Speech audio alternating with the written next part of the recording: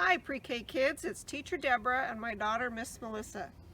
Miss Melissa studied environmental science in college and she really likes forest ecology.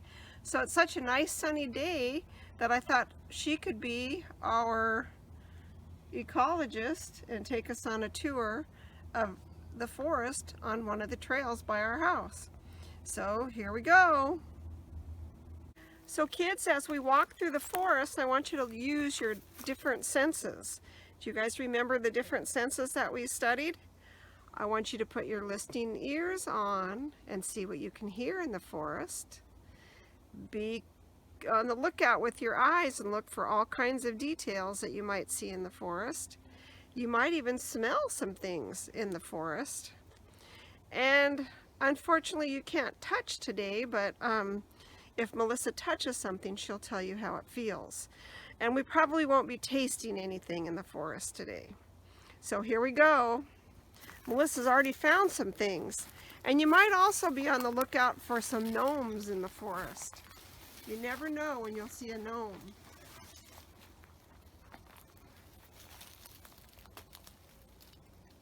Here's a great big tree root that fell over. Oh, what's that? There's one gnome that we've seen on our path before. Be on the lookout for another one and see if you can spot it when we get close to it. Hi pre-K kids! So we just saw a big bumblebee come out of this hole. Can you believe that that's where bees live sometimes? And a fun fact about bees is pretty much all of the bees that you will see are girls. All the boy bees stay back in the hives with the queen. So all the bees that come and gather the pollen from the flowers, those are all girl bees. Let's see, what else can we find on the ground here? Where do you think this came from? What do you think this might be? This is a branch from a cedar tree. I wonder if you've smelled it before. Can you imagine what it might smell like?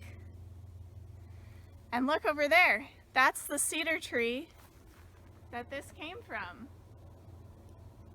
Cedar trees can grow to be over 100 feet tall and over 100 to 200 years old.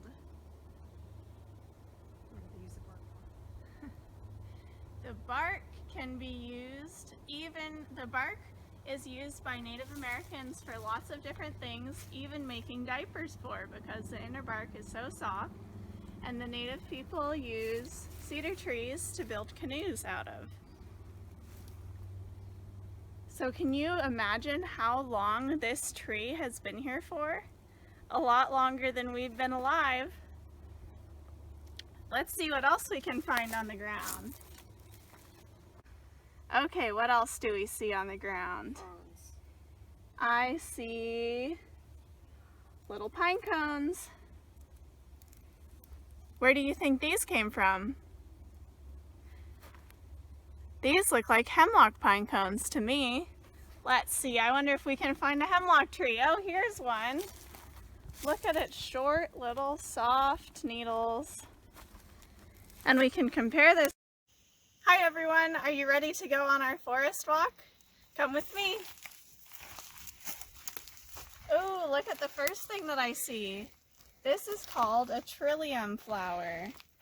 Trillium flowers have, well, first I'll ask you, the first three letters of trillium are T-R-I, tri. Do you know what tri means, T-R-I?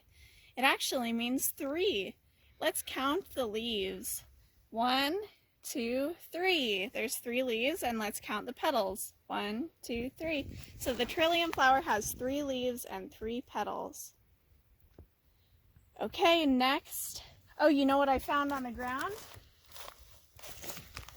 Look at what I found on the ground. This is a Douglas fir pine cone, and there's a story behind it. Do you see the little mouse tails poking out of the pine cone? They're not really mouse tails, but there's a story that says that they are. So there's a story about all of the little mice in the forest during a forest fire, and they were afraid of a fire, so they scurried up the tree and scurried in and hid in the pine cones. So you can still see their little feet and tails sticking out of the Douglas fir pine cones. And if we look up, I can see some other Douglas fir trees. Yes. No, I think that one is a hemlock up there.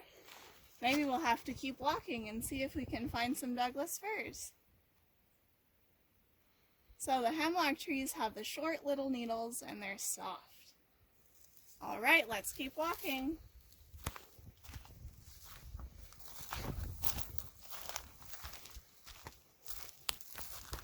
Do you see the trilliums along the path? Okay, look what we have here. Does anyone know what this is? This is a huckleberry bush. So there's not any berries on it right now, but in a couple of months there will be little tiny pink berries on it. And those are called huckleberries and you can actually eat them. But a reminder, never eat any berries in the forest before asking an adult, and that adult has to be absolutely sure they know what kind of berries they are before you eat them. But this is a huckleberry, and they often grow out of old stumps. All right, let's keep What's walking. the old stump called? That is a nurse stump.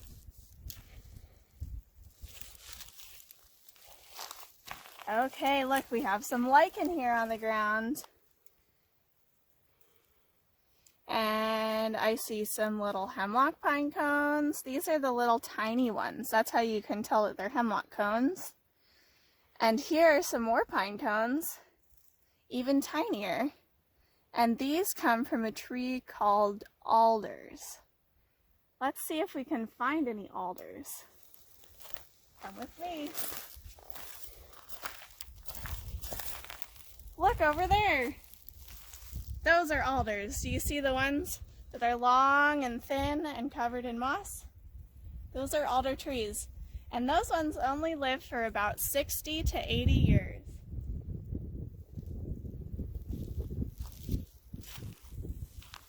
Up here on the left we have Oregon grape. So this one also has berries in the summer, but we don't really eat those ones. And Pointy leaves. this one has pointy leaves, and they come in pairs. It kind of looks like holly, which maybe you've seen before, but this one is shorter to the ground, and Oregon grape you can tell because the leaves are flat and they come in pairs. Oh, look at all the moss on this tree. There are so many different kinds of moss in this forest. On this tree, we can see at least 3 different kinds. Look, I see this kind of long draping moss. And if we go lower, I see this brighter moss. And then here's the 3rd kind.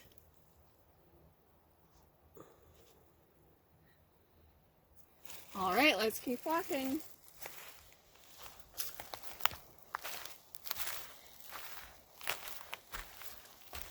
This is salal. You'll probably see salal all over the place in the forest. It grows all over the place here. So its leaves are pretty thick and waxy, and it can get up to about 6 feet tall.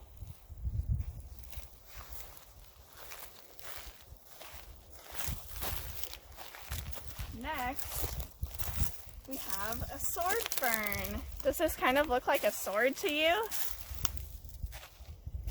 Yeah. So these you can actually see are starting to grow new fronds since it's spring. So all of these will grow up and become just like the big ones.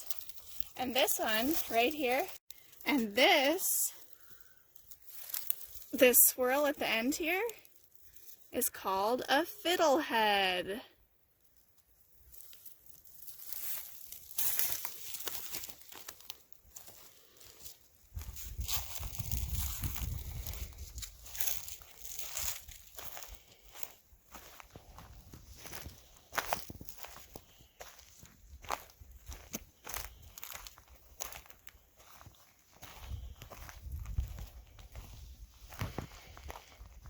let's stop for a moment and put our hands on the ground.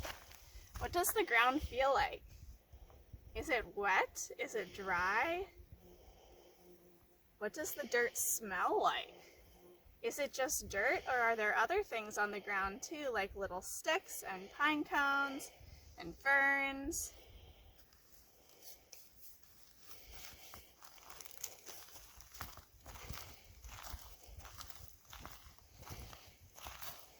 And here's one of my favorites. This is a salmonberry bush. So just in the last 2 weeks, the leaves have started coming out, and some of them even have little purple flowers on them. And these ones, maybe you've seen them before, they have little orange berries that kind of are shaped like blackberries, but they're light orange or red in color. And they taste kind of sour, but they also taste pretty good in my opinion. But again, remember, do you ever eat a berry in the forest when you don't know what it is for sure? Nope, you have to ask an adult first.